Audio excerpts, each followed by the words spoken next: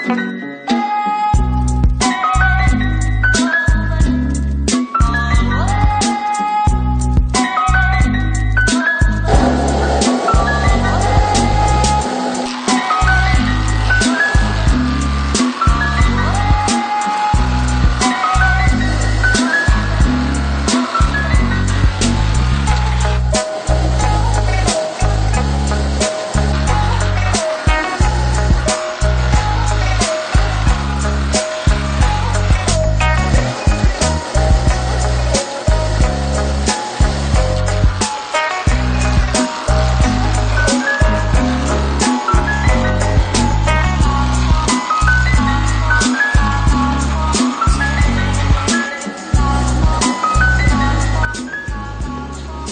morning and welcome.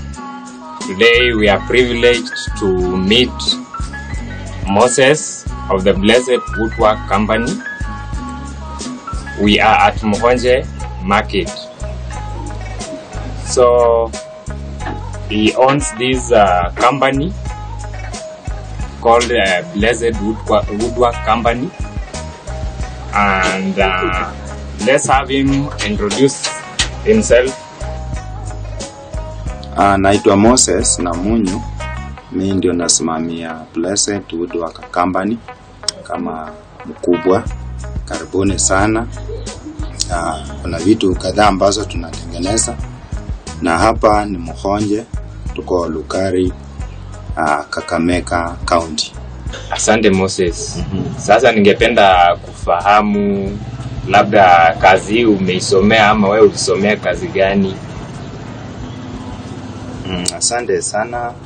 Mimi Moses sijasomea kazi hii. Mwenyewe nimesoma mpaka kiwango cha university na nimefanya mambo ya science ya.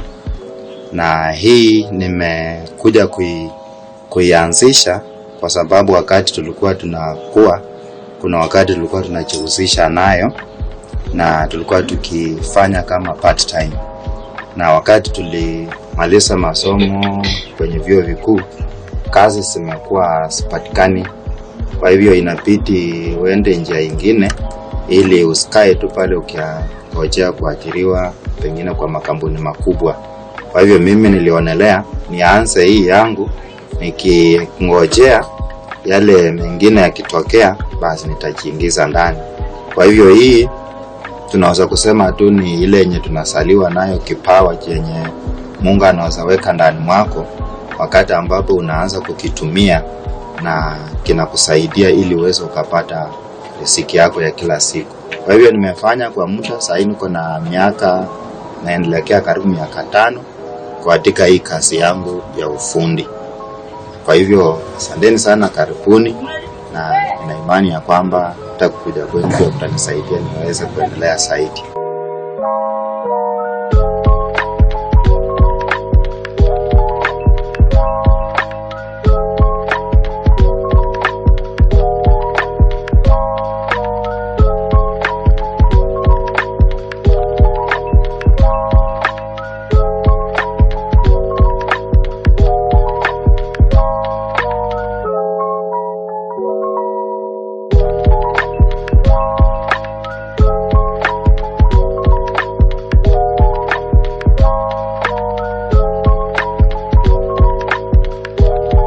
Nashukuru kwa kuwa sasa umeweza kutufahamisha kwamba kazi yako hii ni kipawa, ni talent ambayo umezaliwa nayo, ambayo umeweza kuiguza. Kwa hivyo ni baadhi ya vitu unavyotengeneza ni vitu kama vipi unavyovitengeneza hapa? Vitu vya samani ni kama vipi? Asante. Hapa tunatengeneza vitu vinatokana na mbao. Tunatengeneza furnitures kama vitu vile vinaundwa kutoka kwa mbao. Tunatengeneza viketi.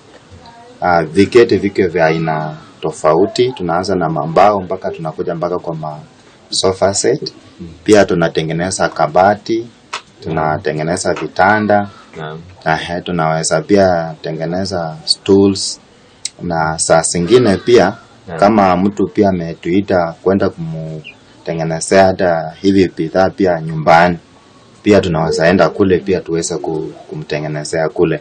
Okay. Na pia kuongezea kwa hiyo tunapika pia kuna pika pia randa ama kuchonga mbao kwa wale ambao wanakuja mahali hapa, ili tuweze kuwatengenezea pia waweze kuenda nazo watumie pia kwa shughuli zao.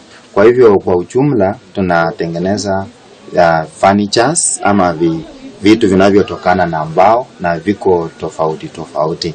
Kwa hivyo huwa tunangoja wakati mtu anakuja anatupatia order, alafu tunaanza kufanya nini, kutengeneza. Kwa hivyo viko vya aina mbalimbali. Kwa hivyo pia uko na mashini ile ya kupiga randa, unaweza pigia fundi wenzako, unaweza kukuletea mbao ukaweza kuwapigia randa. Ya ndivyo huwa tunapika randa. Kuna mashini, ukienda hapa ndani utaipata. Kuna mashini ya kusaidia kupika mbao randa, lakini kama pia hiyo mashini haifanyi, kuna pia zile tunaweza tumia za mkono. Kama hii ni ya mkono, inasaidia mahali pale penye mashini haifanyi. Maana hiyo mashini inatumia stima, na zingine stima inaweza kupotea. Na customer amekuja amesema nataka meza. Kwa hivyo tunarudi kwa ya mkono, tunapika ndio hizi mbao. Hata tulikuwa tunapika hii mbao randa, inasafisha kabisa, inang'ara, alafu tunaweka kwa meza. Kwa hivyo hiyo ni mojawapo tu upande wa kupika randa. Upande wa kukata tuko na msumeno. Wakati stima imepotea, kwa hivyo unatumia hii msumeno kukata. Yes. Tunatumia pia msumeno iko inatusaidia kukata pale ya kwenda kwa machine. Tuko na pia vifaa vingine hapa vinatusaidia. Tuko na vifaa tofauti kama hiyo ni ya kuweza kuweka square kwa mbao. Kuna pia futi inasaidia kupima kiwango kile chenye unataka. Kuna chisel siko hapa. Kuna screwdriver pia zinatusaidia kufunga kama kuna mahali pa kufunga. Alafu pia kuna glue pia tunaweza kutumia kuunganisha mbao pamoja na bidhaa zingine mbali na hizo. Asante. Kwa hivyo kazi hii yako katika hii jamii ya Mukhonje, hii kazi imeweza kusaidiaje wakazi wa jamii ya Mukhonje? Kwa wingi tumeweza kusaidia community ama kijiji hiki, kwa maana watu wengi hawaendi kununua furniture mbali mjini kama Eldoret, Kakamega ama Bungoma, sababu zile zenye ziko kule wanazipata ziko hapa, na wana save hata upande wa transport, na wanakuja tu hapa sisi tunawatengenezea. Kando na hiyo pia kuna wale ambao wanakuja pia hapa na wananisaidia kazi. Ninaweza kuajiri wale wa kunisaidia pia. Nimekuwa juzi tumekuwa tuko na wawili ambao tumekuwa tunasaidiana nao, na wale ambao wanakuja kama wanafunzi pia tunawafunza kazi. Kuna wawili already tumeshawafunza, wameenda kufungua kazi mahali kwingine, kwa sababu hatuwezi kukaa hapa kama tuna kazi kidogo.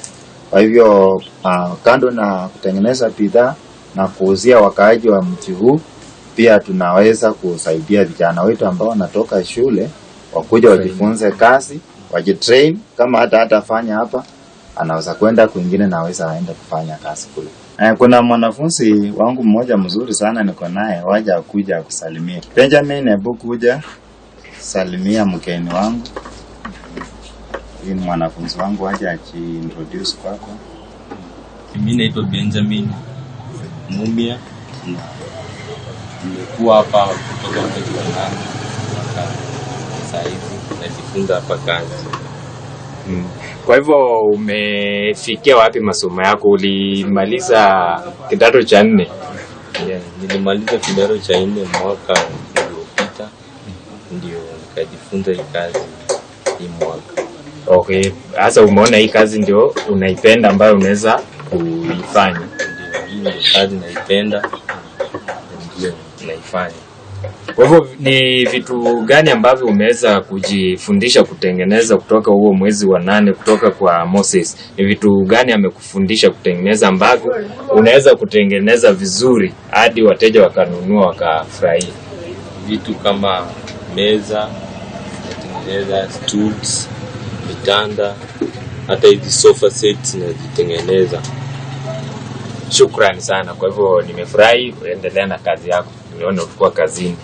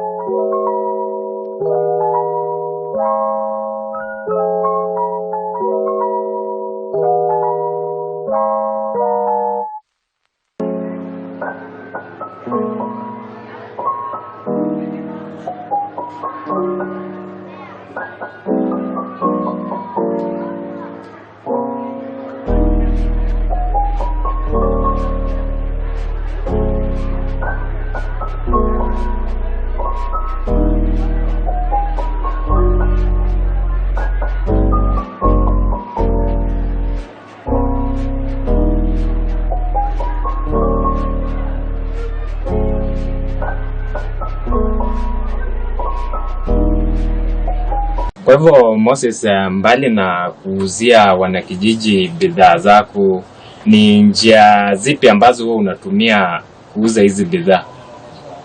Kando na kuuza bidhaa zangu hii safani cha hapa nyumbani, Naam. Pia huwa tunaseuza kwa wale wateja wetu wenye wako mbali, na huwa tunatumia simu. Sasa hivi kuko na mtandao, internet, tunapika picha bidhaa tuko nazo, tunasoweka kwa simu, alafu tunaweza kutumia wale wateja wetu ambao wako mbali. Kwa hivyo kupitia hiyo njia pia wanatupikia simu, kama iko kwa store ama iko kwa workshop, tunamwambia anakujia na anakuja analipia hiyo furniture ambayo alikuwa anahitaji, alafu inamwendea. Na Moses, kwa kazi hii yako, labda utuambie kunaweza kuwa na changamoto ambazo unaweza kuwa unapitia? Changamoto sipo, kwa maana like vile tunaona saa hii mambo ya uchumi, vitu vimeenda juu, karama, bei ya kununua hivi bidhaa zenye tunatumia saa zingine kama misumari, kama mbao, saa hii bei imeenda juu, na customer nao ukiwaelezea ya kwamba vitu vimeenda juu waongeze, hawataki kuelewa. Kwa hivyo hiyo ni challenge upande wetu, na kwa sababu iko vile tunafanya tu kulingana na ile kiwango ambacho tunaweza. So hiyo ni challenge namba moja. Challenge nyingine pia yenye tunaweza kusite ni mambo ya customer wengine, kama wale wanatoka mbali, wanataka maybe transport, wasafirishie bidhaa ambazo wamenunua wapelekee, na mambo ya transport hauna means ya kuweza kuwasafirishia. So hapo pia inakuwa ni changamoto. Pia hii material ambao tunatoa kule msituni, saa zingine tunapasua, lakini mambo ya kusafirisha ifika hapa inakuwa ni ngumu. Kwa hivyo hizo ndio changamoto ambazo tunapitia. Alafu kando na hizo pia hatujapata vifaa vile vya kisasa vya kufanya kazi. Nimeona kuna mashini tu hapa moja ya kisasa ya kupiga randa na nina mashini moja ya kupika randa, na zingine bado sijazipata. Kama kuna cross cut hiyo ya kukata na stima, kuna sandpaper inatumia stima pia, kuna ile jigsaw pia sina. Kwa hivyo kama kazi inaweza kukua kubwa na hali iweze kukubalika, hizo ndio bidhaa ambazo ninazipangia ya kwamba hizo tools zikishapatikana ninaweza kusinunua ili kazi iendelee kupanuka, endelee kusaidia wananchi na zaidi na zaidi, na pia irahisishe kazi iweze kufanyika. Kazi kwa hivyo itakuwa rahisi, haitakuwa ngumu. Alafu pia muda ule wenye tutumia kufanya hiyo kazi utakuwa ni mfupi. Na labda tuseme changamoto imekuwepo kwa nchi yetu kama Kenya, changamoto ya stima. Wewe utazungumziaje hiyo labda kama changamoto hapa kwa? Ya stima ni changamoto kwa sababu hiyo mashine tuko nayo inatumia stima, na saa zingine unapata ya kwamba pengine nitakana upike mbao kiasi fulani, na ukiweka token kama shilingi 100, tumekuwa tukiweka 100 tunapika futi kama 500, lakini sasa ukiweka hiyo 100 unapika futi 100 peke yake. Kwa hivyo hiyo ni challenge, kwa sababu upande wetu kama tunaenda hasara, hatupati profit vile tulikuwa tunapata. Kwa hivyo hiyo pia upande wa stima pia imechangia kasi yetu kuweza kurudi chini. Thank you to all our viewers. I've been interviewing Moses of the Blessed Woodwork Company. He has told us a lot. He has told us how this company has been able to at least employ youth. That is youth empowerment. He always trains youth. He has also told us about how he has brought products close to the villagers. This is a rural market. So he has told us challenges he's going through, the challenges of the machinery, the challenges of transport of materials, the prices of goods challenge, and also electricity. We have been very pleased to have him, and also thanks to you, our viewers.